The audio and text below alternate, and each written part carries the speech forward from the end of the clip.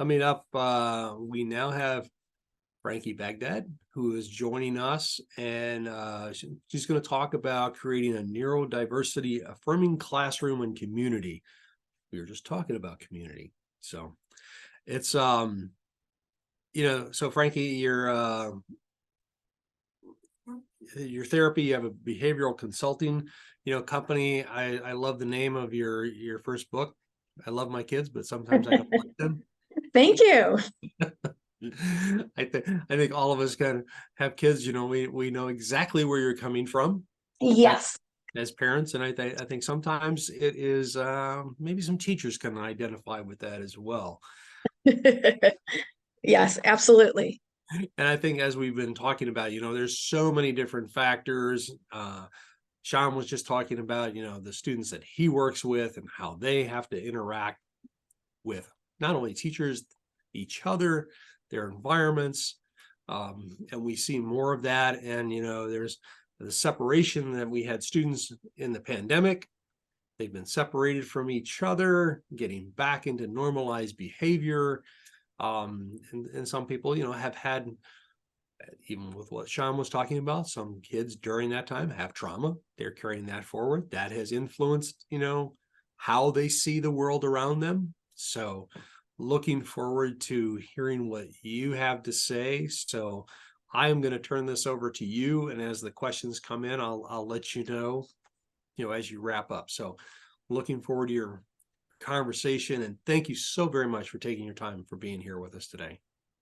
Well, thank you so much for having me as a part of this very important event today, and such an important and near and dear to me organization. I've loved being involved in Defeat the Label, such an important mission. So yeah, I'm here today to talk about creating a neurodiversity affirming classroom community. And if you're already a little confused, that's okay. We're going to talk about the language. And as somebody who's been in the field of disability inclusion for over 2 decades, it is hard to stay caught up in some of the language changes. So we're going to start there in just a minute. A little bit about me. As our host mentioned, I run 2 businesses, FAAB Consulting, where I get to speak all over North America to groups like you guys today. And I do a lot of consulting through there, working with schools and camps and other organizations.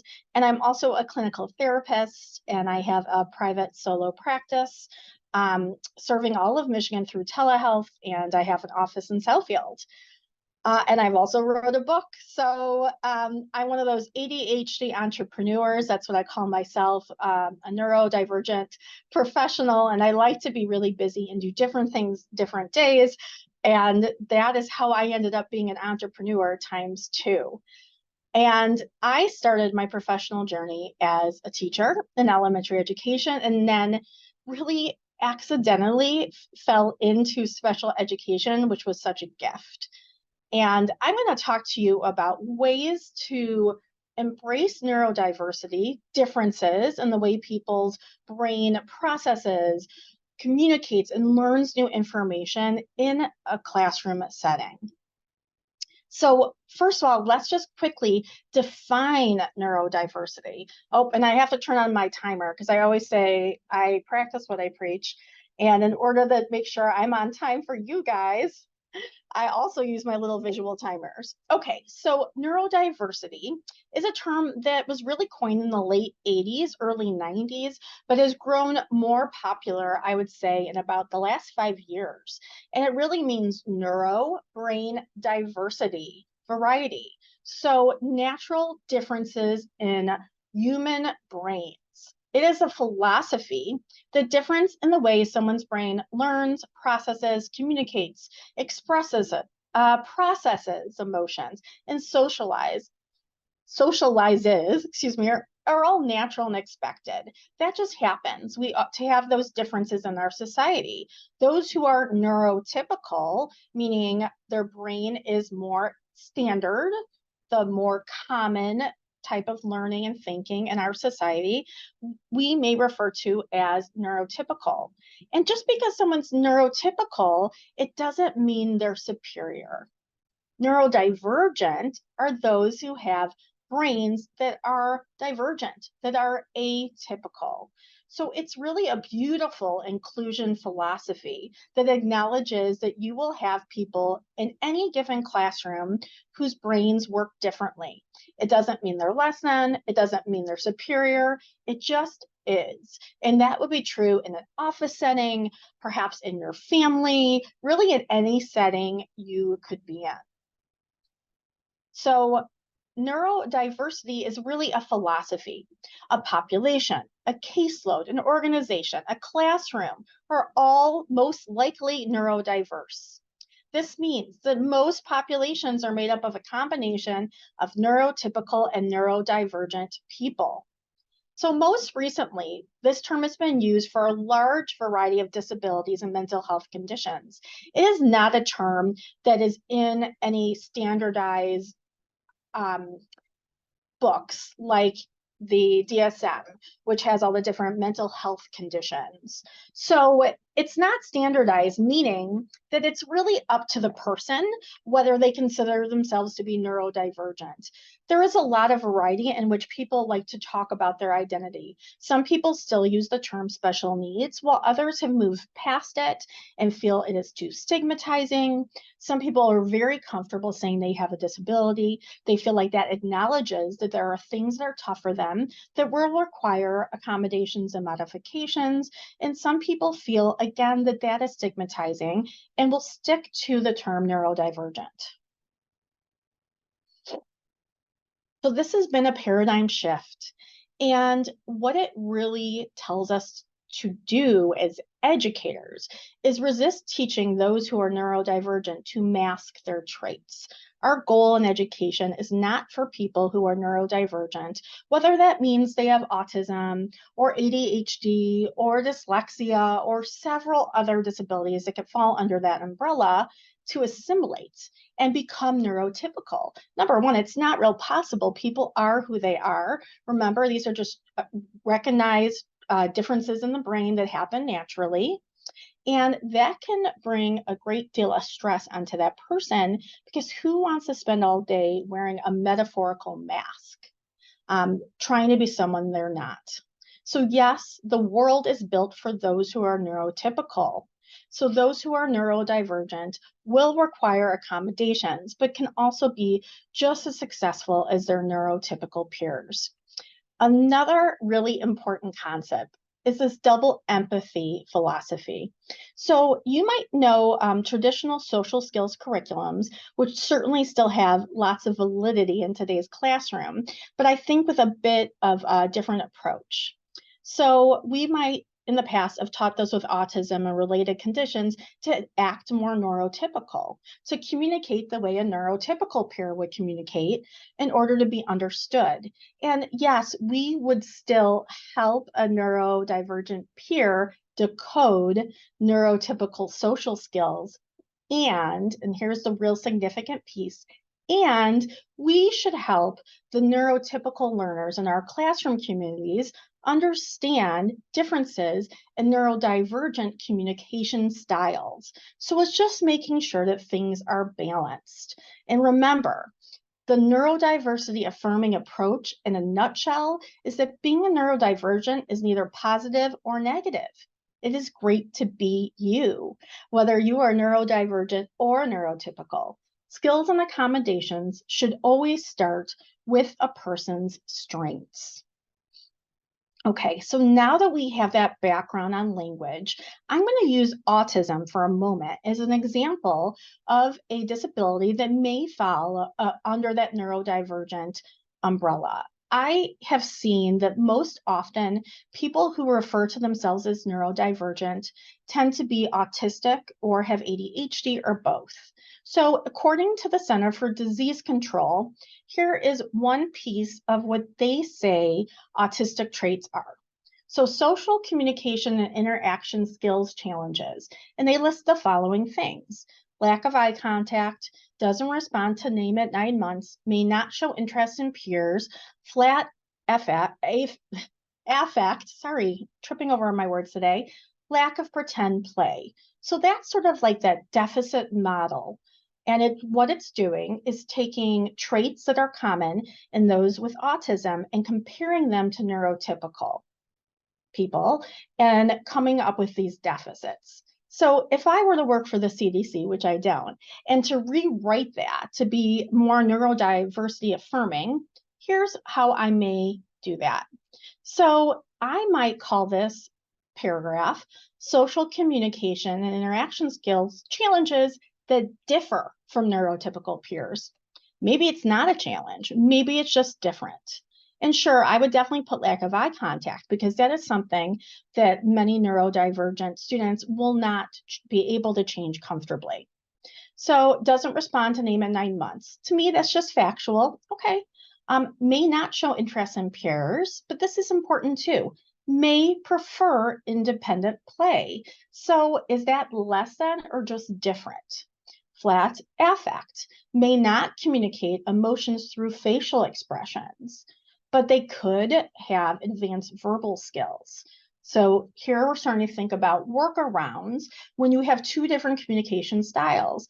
Neurotypical peers are going to communicate with language and nonverbal communication, like facial expressions, where some of our neurodivergent students are going to rely more on language. Lack of pretend play. How about may not enjoy pretend play? So that's just one example of this paradigm shift and philosophy. Another note on language, and I don't know if this has come up at all today, but something you may have noticed, and I call it a hot topic. We are in an interesting time in terms of autism research. We now have a large enough autistic population of adults who are vocal about autism advocacy, whereas in the past it was mostly parents raising people with autism who were the advocates and professionals. But we've now been diagnosing autism thoroughly enough that we have this group of adults who many of them were diagnosed as children, and they're giving feedback about things that are not working that they really feel need to change. So currently there's a debate in the autistic community among the parents of those with autism regarding language. So many adults with autism actually prefer identity first language. Like my son Dylan is autistic, or hi, I'm Cheryl, I'm autistic. And that was very uncomfortable for me as a professional who was taught over and over again that person first language is always preferred. My son Dylan, who has autism, or I have 3 students in my classroom with autism, that we want to acknowledge the person first. So there are some people who feel so strongly about this as advocates that they don't want to hear any person first language. They feel it's very offensive. And there are people who have been diagnosed with autism as a young child. They've been living with this identity for several decades, and they don't feel the need to change anything. So what I say when I'm talking to educators, when I'm talking to therapists, is I try my best not to make assumptions and to talk to people about how they prefer to be, what their identity is, which language they prefer.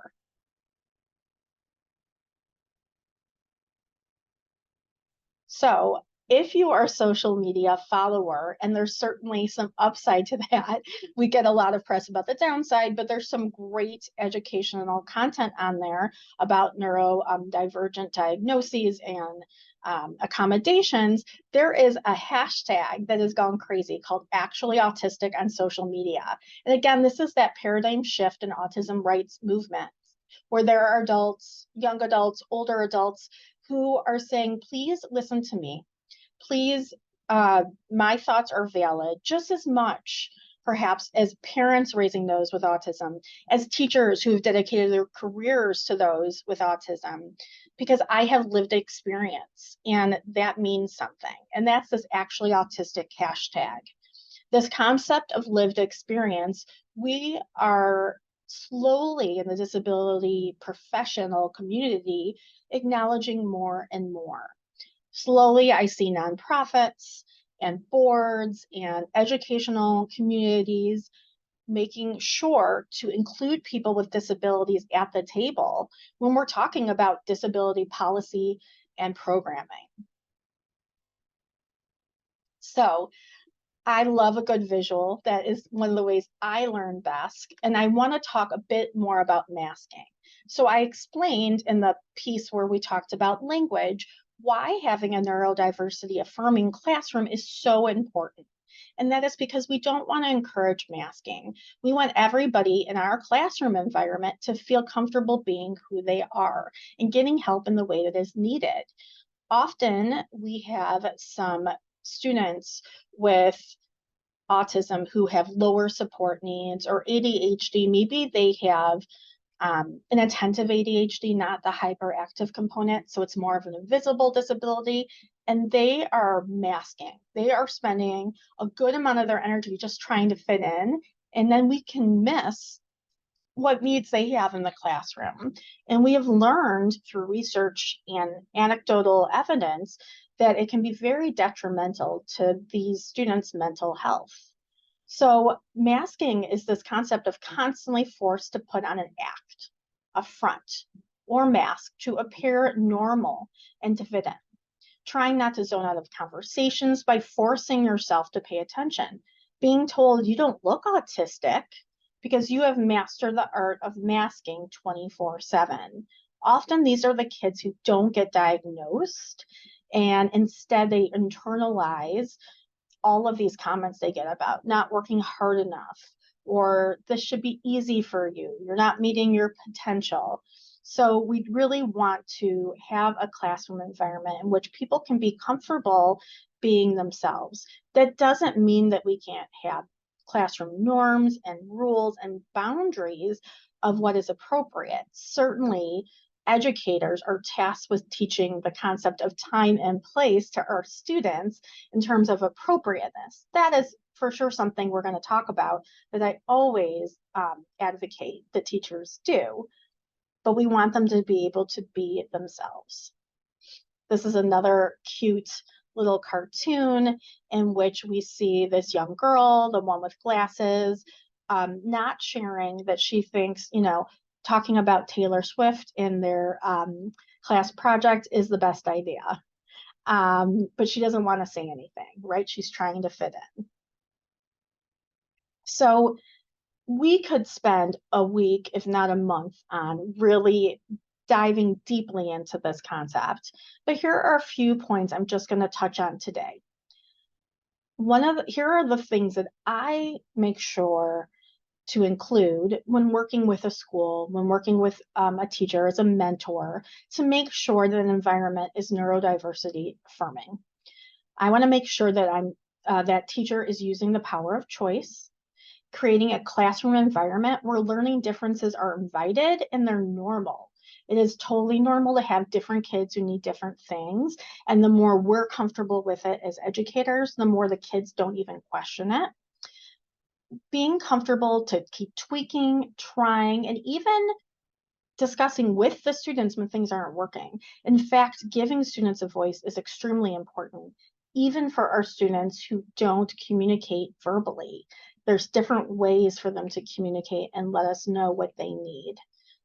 And of course, implementing those accommodations and modifications, whether they're already given to you in the form of an IEP or a 504, or maybe you're working in a private school, so that could be done in a different way, or you're just noticing that there are students in your classroom who need, within the general education setting, some accommodations to be their best selves. So I'm going to start first with choices. I find that making sure that your classroom is an environment where there are often choices does some of the work for you as an educator, right? It would be really quite impossible to take, your 20 to 30 kids in a classroom and differentiate every piece of material out there all on your own. We need the students to know themselves as well and do some of that differentiation, accommodations for themselves.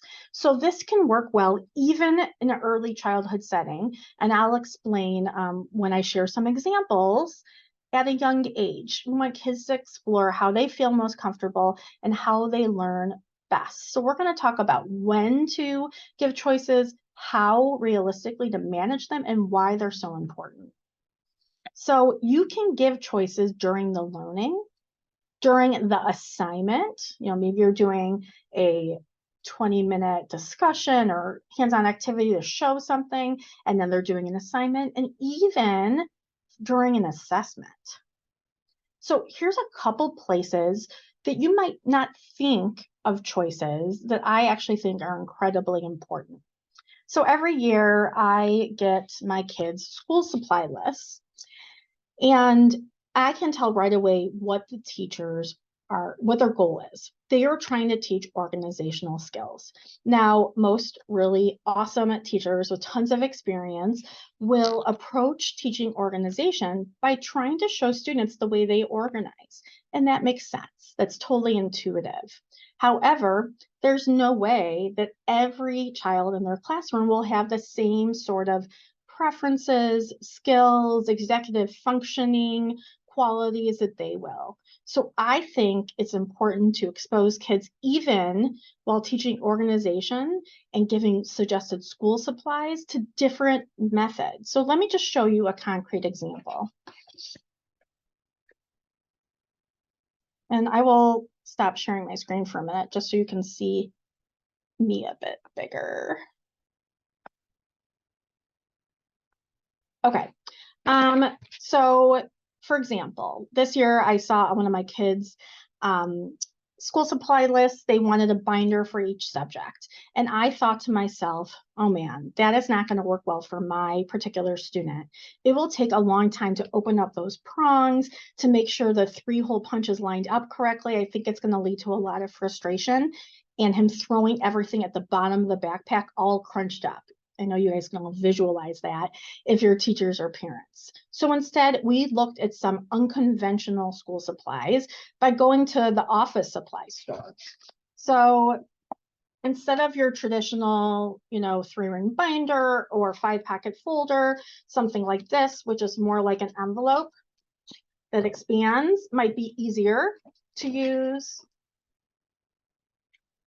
Or even something like this, which, is a little thicker. So you don't have to line up that piece of paper perfectly in there, because sometimes students will find that so frustrating they give up easily. And I love something that's color coded. So here is like a really cool kind of accordion file. They open, but you could still have different colors for different subjects. And again, I'm not saying go buy these 3 things and offer them to your students, or go tell your students to buy those 3 things. That would also not be, giving choice. I would say expose them to a few different things and have them experiment with what works best. And that helps to acknowledge all the differences you definitely have in your classroom in terms of organizational skills or executive functioning. For sure, if you have students with autism or ADHD, there are going to be areas where accommodations will be needed there. So by giving some choice and helping them to experiment, they're already accommodating themselves. So again, putting some of that work in ahead of time by maybe making things a bit more complicated and not just saying everybody get a red folder for social studies will hopefully help with your workload in the end.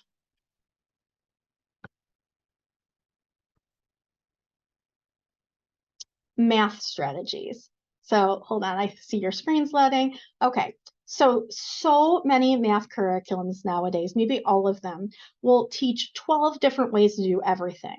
And I get it. There's a method to that madness. They are acknowledging that by learning all different types of strategies, you're going to find one that fits. I always ask teachers to consider the following. If a child finds a strategy after teaching the first two that works for him, maybe it's for multiplication, consider allowing it, full stop. It will help with the overwhelm. It will help with students who have working memory deficits. Again, very common in ADHD and autism. Students with dyslexia can also really struggle in math, or they could have dyscalculia, which is the math version of dyslexia, sort of. It is a specific learning disability in math.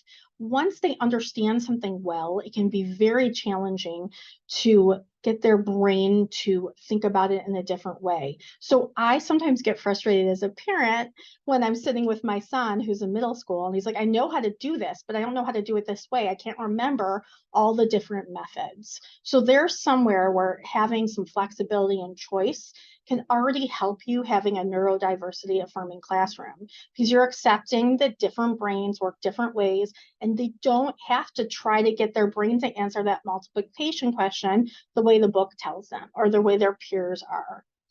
And again, this all helps with executive functioning support. Okay, sorry, the print on here for some reason is muted. So here's an example from an early childhood classroom. Maybe, even something done in kindergarten or first grade. In science, they're teaching the concept of sink or float. And you may have like a big bin of water and some hands-on activities. What we know is that many neurodivergent diagnoses come with some sensory sensitivities or sensory avoidance. So sensory meaning the senses. So they may want to avoid certain textures, certain touch, certain smells, certain sounds. So it may not work for all the different neurodivergent brains in your classroom to have something where they're immersing their hands in water. So how can we make that work in a busy classroom? We can have kids take turns putting objects in while others are recording data. That's a good management strategy. For some kids, they're just going to watch someone else put the objects in, and they will be very happy to stay in one spot and do the recording. That may be just as good of a learning experience for them. Just because hands-on learning is all the rage, right? And it can help so many students, doesn't mean that it has to be what everyone in the classroom is doing. Here's some more ways that you could offer choice in this kind of activity. You could ask for volunteers, right? Not make it mandatory to put something in the water. Some kids won't want to get wet, but will love watching. Some kids need different attention needs, right? You might know that you have a kid in there that really struggles with impulse control and patience and staying focused. So letting them go first may be a wonderful accommodation. And then they are not obsessed over when it's their turn and they could learn while watching for the rest of the time. You could even do it as centers, and I'll read this because I know the print's not great, where there is like a sensory table that's out for kids who can handle and would do well with just experimenting without a teacher standing right there. Or you may know that you have a child who is sensory seeking, loves sensory experiences, and will get so much out of immersing their hands in the water and may get stuck in that. Like may need to do it for longer than just having a turn. So letting them have their own little tub of water and do their activity in an alternate setting within your classroom would be a great choice. And you might even have a kid who the whole activity would be really overwhelming. So they may watch a video showing this experiment with headphones on to drown out the classroom noise. And again, they're still getting the same material, but in a different way. So just one example of how I took one objective and did several different activities, allowing for choice in different learning styles. Centers are a great way to let kids self-discover what works for them because they're choosing. And one of the important things to me that I always look for when doing a classroom observation is visuals. We know that neurodivergent personalities and learning styles tend to do very well with visuals. So if you're doing centers, having something really clear that shows the kids where they can go, but take it even a step further. And I saw this in the classroom and I was blown away.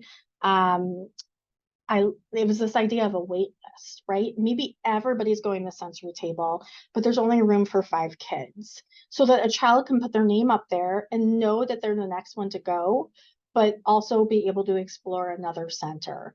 That is really such a beautiful neurodiversity affirming thing to do. You're acknowledging that there is a large range of what is expected in your classroom in terms of patience. We know, for example, that children with ADHD could be 2 to 3 years behind in terms of behavioral, social, emotional qualities. So their patience level may be very different than their neurotypical peers. So giving them this tool can be really vital to their success. Other ways to use visuals. If you do use centers and maybe kids aren't sitting at each center, but you want to show them visually that only 4 kids can be around a certain area, you can put little spots on the floor. That helps with personal space, gives them a much clearer way of knowing how close they can be to their peers, and lets them know visually when that center is full. I love this way of flipping the script. So years ago, I went to a training, a wonderful research educator from U of M Flint, who talked about his research he did on the way boys learn. And he gave so many examples that to me would be so great in any neurodiversity affirming classroom. He said in his classroom, he had, and this is a terrible graphic because that's as good as I can do on the computer, but basically he had the chairs stacked up in the corner. Every table had spots on it to show where you could stand at the table. And then if they chose to, kids could take chairs. He said 99% of the kids took chairs. 1 or 2 kids would stand instead. But it was such a cool way of just like flipping it, where it was the norm to want to stand, which I thought was great because when you are neurodivergent, you can feel like the odd man out quite a bit. So I love the way he flipped that around. More ideas for visuals. This was on the blog, and it was like a great money-saving option if you're gonna have a classroom rug. But I also thought if you're gonna have kids sit on a rug or sit on the floor, what a great visual, again, to show them how close they can be to their peers. Or maybe you have a deal with a neurodivergent kid in your class who needs more structure, and he knows or she knows that they always sit in a red square. Flexible seating has been something that's been talked about for decades in education. And there's all different ways to do that, right? There's these stability balls and wobbly stools and bean bags, and all of them can be good for different reasons.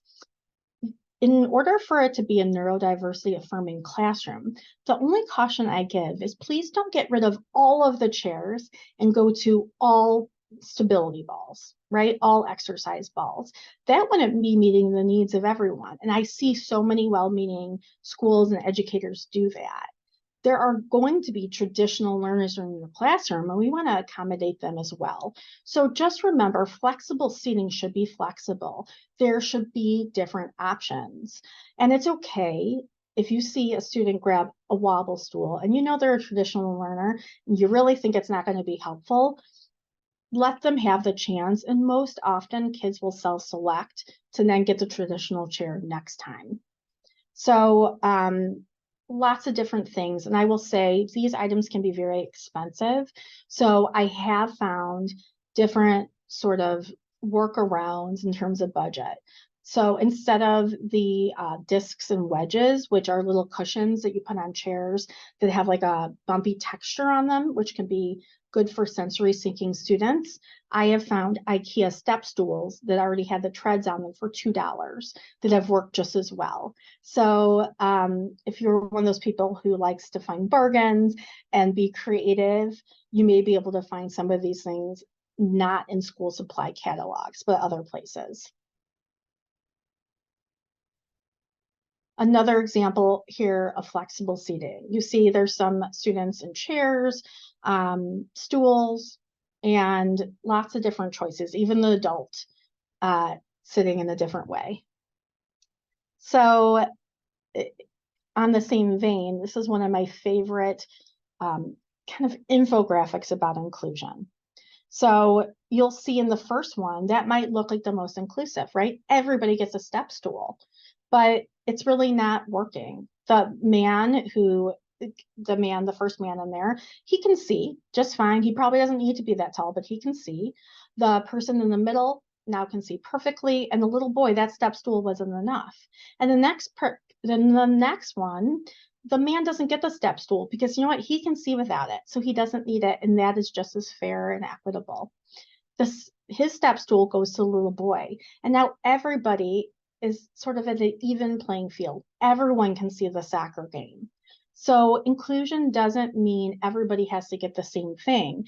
It's everyone gets what they need. And I know we're running close to time for questions. So just a couple other things. I always like to have a wide variety of sensory tools, of fidgets. And I always have teachers say, oh, but everyone's going to want them. And I say, fine. You give boundaries about what they can be used for, what they can't be used for. When a sensory ball gets thrown across the room, I really calmly say, oh, we'll try that again tomorrow. That ball's in timeout or whatever is appropriate for their age. And kids catch on quickly. And I also talk about what's appropriate before. And I do find that kids who end up not needing them do eventually stop taking them. Or maybe it requires a conversation. Hey, I saw that you took that sensory ball. It seems actually like it's distracting you. And help a child notice what's best for them. So what do you think about not using it during your work, but using it when you're all done? Give some options. Visual timers, I think every classroom needs to have. I always say that I don't just, talk about them. I'm not just the president of the fan club. Like I said, I use them all the time. Here's a little one I love. They make them in different time intervals. This is just a 5-minute timer. And I use them a lot for myself to stay on task or for like a whole classroom activity. But I also think it's a great thing to have available and really normalize for students to grab when they're doing independent work to keep themselves on task. Okay, so never get enough time to go through everything. I'm going to leave you with one last way to use visuals. When you have directions in the class, even for things that are done every day, like you might have dear time, drop everything and read. Having these little visuals here can help your neurodivergent students understand what you expect from them. So I am going to stop here. I will go to the end of my slideshow just because it gives you my contact information and ways to find some of my free resources. So feel free to, take a snapshot of that or jot down any of those that you would like. And I am happy to take some questions. And we do have quite a few questions that have built up. So kind of leave that up so people can get that. But one of the first things is, someone right away said, we no longer use Asperger's syndrome. I feel parents hear autism and they have worst case scenarios. Is there any way I can help this worst case fear as in the classroom? That's from Christy and Ross, Rochester Hills. Yeah, that is a great question. It can be frustrating for us as professionals that the language surrounding autism diagnostically continues to change. I do know some people who are diagnosed with Asperger's who continue to use it. They find it meaningful. And how do we help parents not jump to the worst case scenario? I would say just educating them. I'm really careful when someone tells me that their child's been diagnosed with autism, not to say, oh, man, I'm so sorry. It doesn't mean I don't validate their feelings if they're stressed and overwhelmed. And I can say, oh, like that might be overwhelming, but then also talk about the positives that come with it. And I even my light just turned off. I even recommend like having a classroom library with all kinds of great picture books about famous people with autism and ADHD, and then partnering with them through that. Yeah, that's great. I'm gonna stop your sharing. Sorry, I didn't notice that was on. So how about high school? You have, you know, when they're vocal about not wanting IEP accommodations, you mentioned that earlier. How do you feel like parents who don't want, or the student does not want to be identified, and then how do you work to identify those needs? So it's an unfortunate balance that teachers have to make. It's their best practice. Yeah, that is very tough. And sometimes we just don't have control over that. I try to be honest with parents about, I guess, the consequences of both. I acknowledge you're right. There can be stigma attached to a label. There can be social difficulty going from their English classroom to a resource room, because it's true.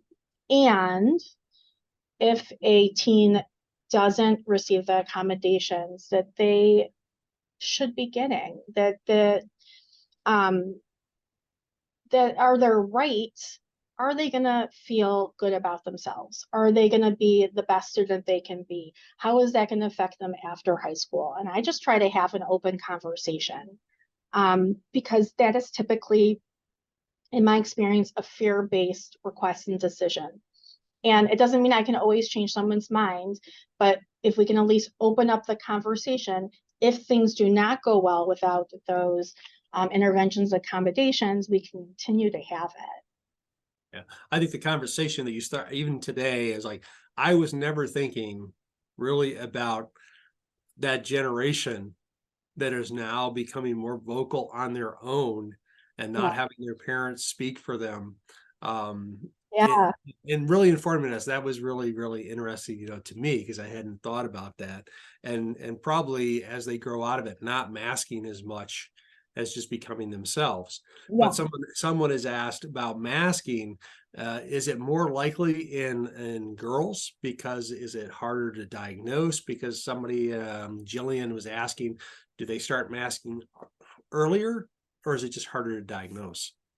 Yes. So there is now some good research out there that girls are definitely being underdiagnosed. The exact amount, that is tricky to determine, but I would say it's still pretty significant. And we think that is because girls are more socialized to be socially appropriate, whatever that means. So they are given less leeway in terms of socializing in a neurotypical way, and that therefore are pushed to mask for longer.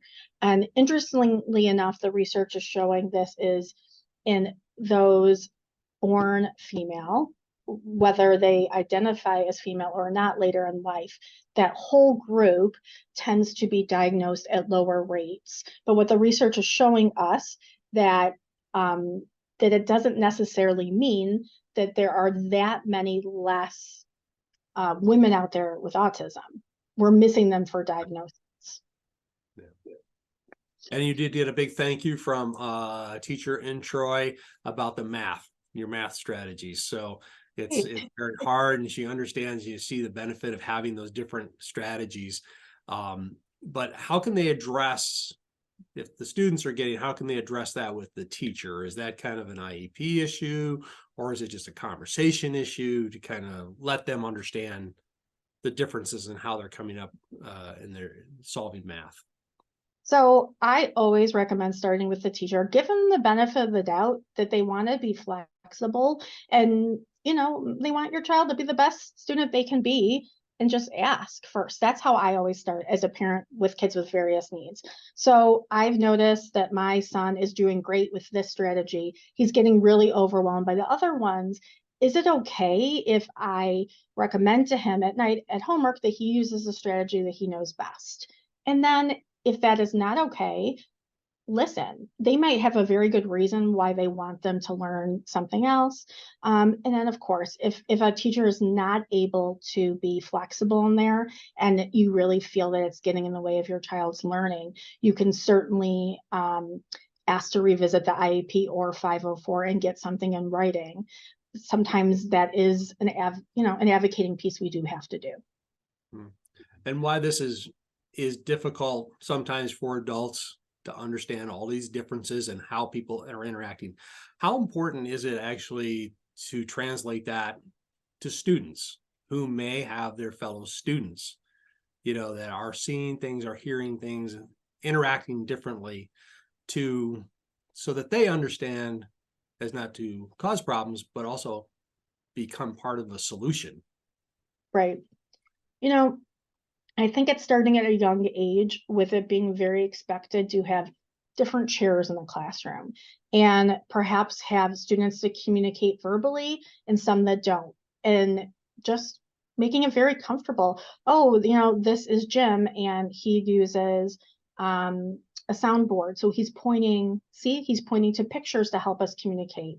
The more we make it comfortable, the less the students really ask. It's just very normalized to them. So as someone who's been in this field for so long, I've definitely noticed a shift where I have to do less and less explaining, because I'm working now with students who have had different kinds of disabilities mainstreamed into their classroom for their whole school career. So it's definitely different.